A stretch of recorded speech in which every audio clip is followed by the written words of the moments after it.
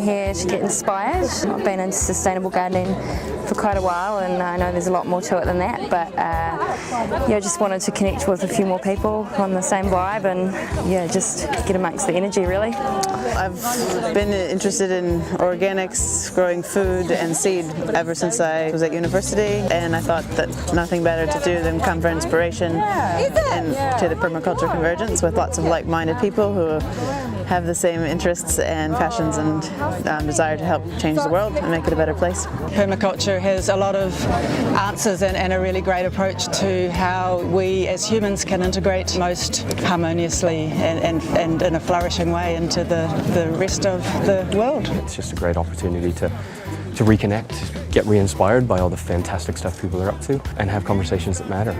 Developing community and resilience, because you know we've got some pretty rough times coming ahead, so just learning skills to take back to my community. It's really exciting and it's really fun, and it's a lot of social interaction as well. You know, big focus on people, putting people back into the system, unifying people and the ecology. I am absolutely loving being here. I mean, I'm spending all day running around, you know, like an excited kid from one adventure to the next. Learning all kinds of really cool things, how to transform the whole human experience into something more spiritual. Little tricks like how to make a cooker from a couple of aluminium cans that will heat up your cup of tea or whatever it is you want to do with a bit of stuff that you might find lying around, bits of cardboard, bits of paper, a few sticks, whatever's lying around on the forest floor. Clean burning, and what's left over is actually good for the soil. I mean, this kind of idea is exciting. I think permaculturists are a little bit ahead of the curve in knowing these things. What's it going to take as we go forward over the coming years and decades to bring the planet back into ecological health? Because right now we're way out of sync and it's getting disastrous very quickly. For me, what comes out of these convergences, and I've been to many of them, all of the people who are out there on the front lines thinking these things through, trying little bits, tweaking here and tweaking there, are coming up with real solutions. And these convergences are opportunities to share those with each other, and I'm solutions oriented. I like to see things that work. And so I'm learning things every time I come to one of these, taking it home, doing it myself, and I'm really enjoying the results. SEED is what we do, S-E-E-D. We work with groups of people to develop their biocultural capacity, virtually, is to actually connect their food and their seed, and their cultural diversity and their seeds as well. First is to tell them that there is a problem with seed supplies, and they already noticed that, and to make sure that they hang on to their traditional crops and continue their traditional system instead of jumping into modern agriculture, hybrids. That is very important that they realize there is a culture that is strong and that's related to food.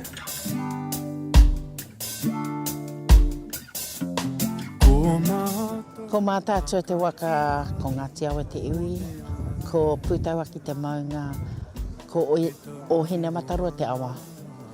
Ko ngā te awa te iwi, ko ngā maihi, ko puke ko ngā hapu. Tēnā koutou, I'm Poi Haere Morris, and I'm from the sunshine town of Whakatane. I live there. I was born and bred in a little place called Te Teko. And that's me. I follow permaculture for my own well-being, because there's lots of things that I want to learn, that I have learned about, that I know is useful for our Māori people. I want to go back and share it with our whānau. 4 years ago, I called for the national hui to be held at my marae in Te Teko, and we did, and it was the most amazing success, just like this beautiful one here.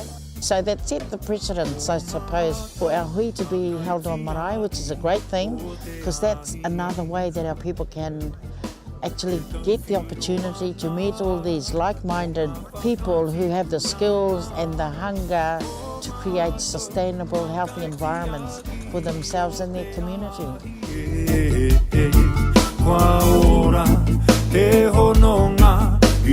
Kia ora, my name is Sharon Fletcher, ko Ngāti Te Whare Tuahau, ko hatu ko Ngāti Turangi Kua, ko Tēnei Marae, ko Turangi. And my role here at the Convergence is, with my whole whānau, is to provide the kai for all our manuhiri. It's been very busy, but I've got a wonderful whānau made up of my children, mokopuna, sisters, all my cousins, but it's been really, really hard out. Welcome to Marae MasterChef. What we have here are these are the cooks for today. Name? Jock. Oh, sorry, Jack. What was that? No, it's been a good few days, good learning with the meals that we're doing. Quite different, and it's quite interesting, and it's a good thing that a lot of it will take back when we have our own functions back here, huis and everything else. So, no, it's a good learning curve, especially with a lot of vegetables. Just learning different ways of cooking with vegetables. Never seen so much in our lives, actually. So the pig farmer has all our script? Yep, and they'll be vegetarian by the time they'll be vegetarian pigs.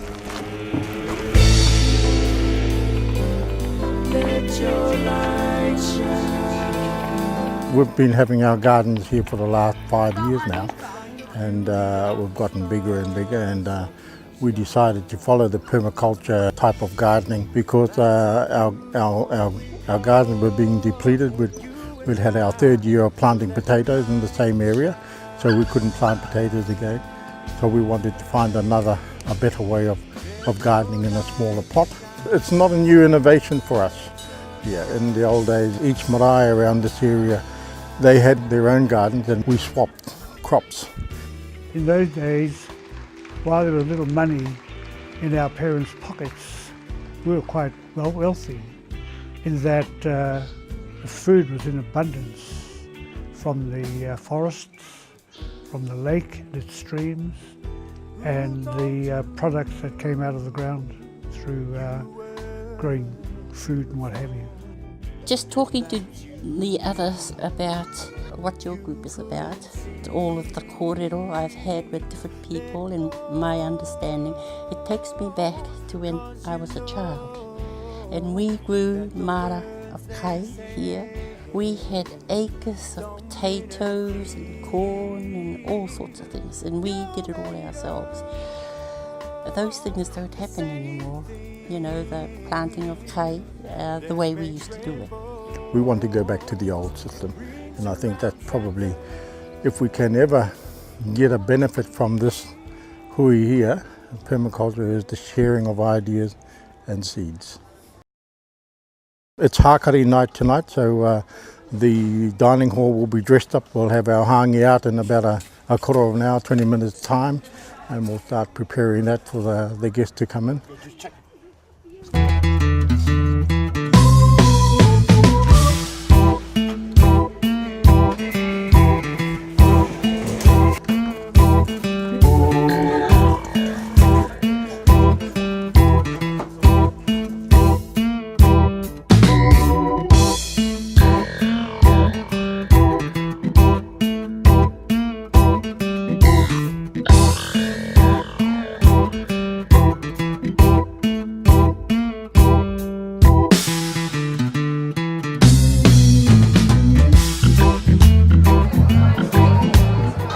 I'm an Indonesian farmer. I came here because I really interested in permaculture, but I do not have enough idea. I do not have enough knowledge. So when I find APC website in internet, so I think I should to go here, and I just apply as a volunteer. I really interested with woofing program. I will bring back this idea to support, to making, how to say, a bridge between consumer and farmer in Indonesia, because as we know, maybe not only in Indonesia, maybe around the world, farmers and consumer live separately. They do not care each other. But if through moving, maybe it's very good idea. So pure, this is my message to you. Singing, don't worry about a thing, 'cause every little thing is gonna be alright. Singing, don't worry about a thing, 'cause every little thing is gonna be alright. Every little thing is gonna be alright. Yeah.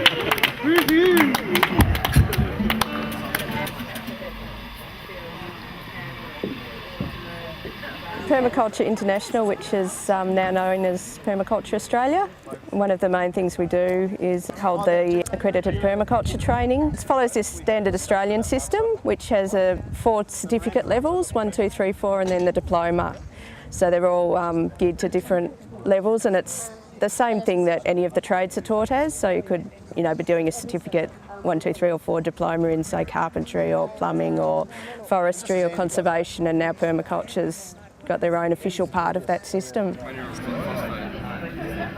I value the convergences in terms of like professional development and just knowing what people are doing. And I mean, permaculture is a body of knowledge that's constantly growing and expanding as people add their own, sort of experiments and insights and sort of skills. And I mean, and like the body of science, earth science is growing, social movements are constantly changing and developing and evolving, and like now we've got Transition Town that came out of permaculture.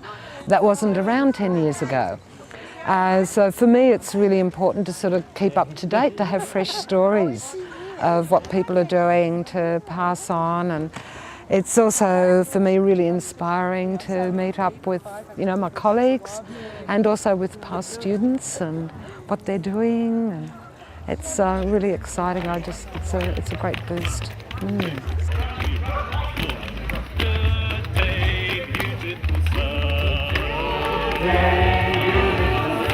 It's around. Did you notice? So start maybe like beautiful sun, beautiful day, good day, beautiful sun, good day, beautiful sun, good day, beautiful sun. Why do I like to sing? Because it just is the way that we've shared stories and communion forever, I suppose. And you can't explain the feeling that upwells inside of us when we share songs with ourselves and especially with one another. I'm tired of this dirty old city, tired of too much work and never enough play. I'm tired of these dirty old sidewalks, I think I'll step off my paying job today. Tonka shela pila maya ye, pila maya ye, pila maya ye lohe. We chose aniwa maya kucha, pila maya ye lohe. I'm from the Wasewakpa community in Vermilion, South Dakota. It's a Lakota community and it means the Red Clay Valley people. I'm in New Zealand woofing and learning about permaculture among other things, and I've come to the Convergence to expand my knowledge on that and see what I can bring home to my own community. I think most of the elements of permaculture stem from the beliefs of Indigenous people all over the world. Just about everything Indigenous people have had to say can be connected to the principles of permaculture. Yeah, sustainability is reflected in the culture, just in the way they do everything. So I'm from Tamaki Makaurau. Originally I'm a Canadian national. My passion, or I guess challenge, is really to explore ways to make suburbia work. And one of the reasons I'm here at this convergence is to present my permaculture diploma project. And it's essentially a research, design and education initiative focused on exploring and developing solutions for the Auckland bioregion.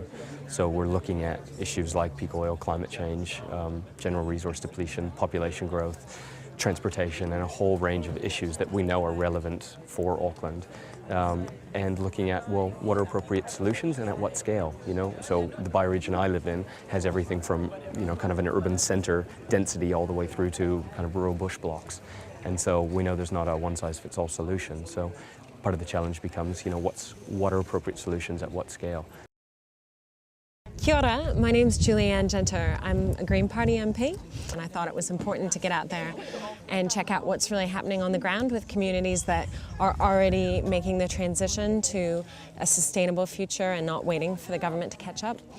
My hope is to be able to facilitate it through better, healthier, more sustainable politics, but in the interim it's really important for community involvement. My latest campaign is about sustainable transport funding, and so at the moment the government's planning to put a whole lot of money into a few motorway projects, and obviously that's not the best use of money for the next 10 years, especially since we have all this evidence that traffic volumes haven't been growing, but public transport use, walking and cycling, is growing really fast, and so we really need to be putting more money into those sustainable modes of transport. There needs to be an equal share of funding that's going into smart transport, and we're calling it 50-50. 50% of the money should go into smart transport, 50% into roads and highways. At the moment it's almost 30-1, so it's quite bad, and that's part of the reason the problem just keeps going on. So we're basically trying to run a large campaign to pull together a lot of Aucklanders and, you know, young people and also other communities, say to the central government we'd like a fairer split of funding. Hello, I'm Jace Hobbs of the Electric Bike Hub, and I show and sell the largest variety of electric bikes in New Zealand. But moreover, I'm a big proponent of electric bicycles, and what I'm doing in New Zealand is showing practical and easy transitions people can make into zero-emission vehicles. It's happening, it's practical, it's today. We don't have to be looking to the future to think that we are going to make a transition into zero-emissions riding and intermittent transportation. Perhaps cars are just coming in now, but electric bikes are well established. They're here right now.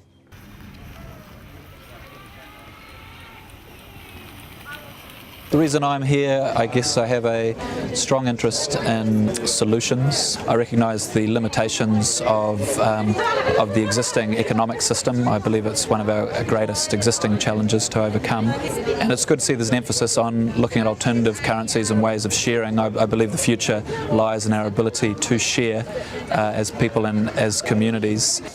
Hi, my name's Joyce Svensson and I'm here to represent time banking. The thing about time banking is that it can create connectiveness within our communities, and there's been a lot of fantastic talk here about a financial bubble, a pending financial bubble, and about the energy crisis that we're facing, and about our need to change the way that we transport ourselves around in our community. But people still need some kind of catalyst, some kind of way to learn to change their way of doing things. And we believe that time banking can be a real tool for that, because time banking does recreate that kind of connectiveness and interdependence. Currently our money supply is created by private Australian-owned banks for their own self-interest. And that means that about $3,000 million head across the Tasman every year that can stay in our economy. Now, to compound the matter, the private banks actually create our money out of thin air, and then they lend it to us with compounding interest. The banks are no better than counterfeiters. So we can actually change the system. We can flush the toxic money out of our system and have a money supply that works for us rather than us be slaves to it. In these days, sometimes it seems the only thing I can find to lean on is honesty. Hi. I just don't have the energy to lie anymore. So on the other side of a whirling world, dressed in velour, red, white, and blue, like a sad gay cloud parading about the town, I declare mine interdependence. Give me the calendula to the garden patch, or maybe the chamomile, just to help us relax. Because the way we're going, we might just panic. We need to know the real wind and snow. We need to say, you Monsanto. We need to live outside their frame. We need to know the real pests that have colonized our brain. We need to know the real sun. We need to know the real rain. Only through true knowledge, nature knowledge, can we book our ticket so we can ride up on the peace train. Now shake!